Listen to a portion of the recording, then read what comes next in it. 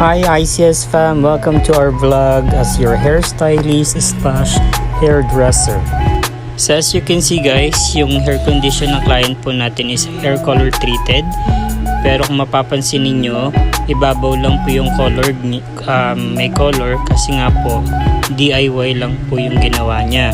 So make sure guys na kapag magko-color po kayo, make sure po na ma-apply nyo siya lahat. But I will not recommend na mag-DIY po kayo lalo't wala po tayong enough knowledge regarding po sa pag-apply ng any chemicals po sa ating pong buhok.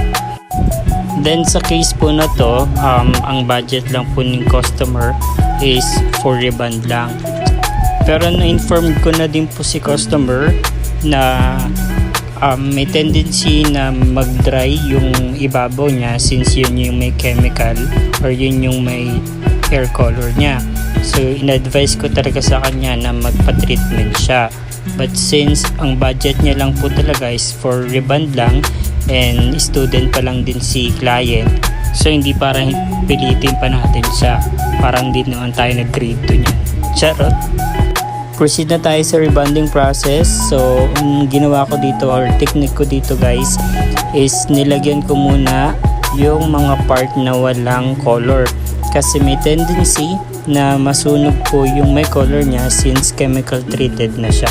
Kaya sa mga ganitong case guys or sa mga ganitong condition ng buhok, very crucial siya or delikado kapag hindi knowledgeable or hindi po expert talaga yung gagawa po sa mga buhok po ninyo.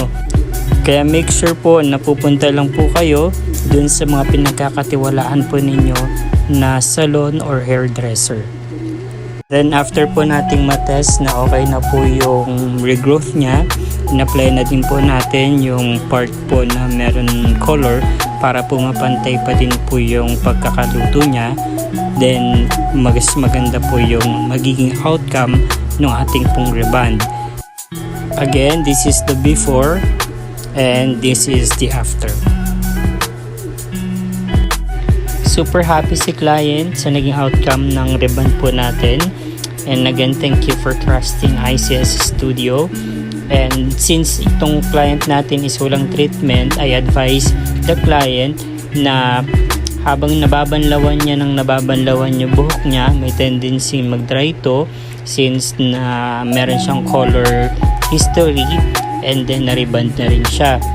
So I advise the customer na pag nagka-budget siya ulit, pwede siyang magpa-treatment para at least bumalik yung pag-shine o pagka-shine ng buhok niya at least 2 months or at least 3 months. Pero kung may budget talaga, mas maganda is every month talaga natitreatment ang buhok, lalo na kapag chemically treated na po.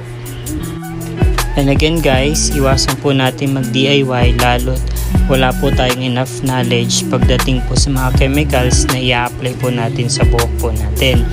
Take note girls, mas mahal po ang magpa-repair kesa mag-maintain ng buhok po natin.